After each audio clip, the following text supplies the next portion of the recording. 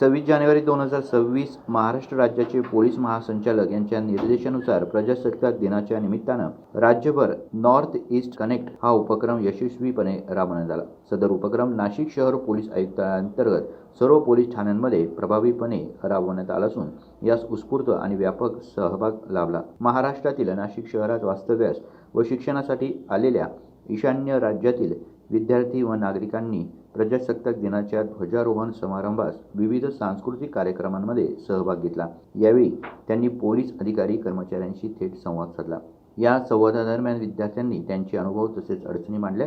त्यांना संपूर्ण सहकार्य व संरक्षणाची हमी पोलिसांकडून देण्यात आली। तसेच CP व्हॉट्सअप सेवा, डायल 112, आपत्कालीन सेवा, CCTV देखरेख व्यवस्था, पोलीस नियंत्रण कक्षाची कार्यप्रणाली, टवाळखोरांविरोधी कारवाई, मॉर्निंग वॉक उपक्रम, दामिनी पथक, निर्भया पथक, ज्येष्ठ नागरिकांसाठी राबवण्यात येणारे उपक्रम याची माहिती उपस्थितांना देण्यात आली।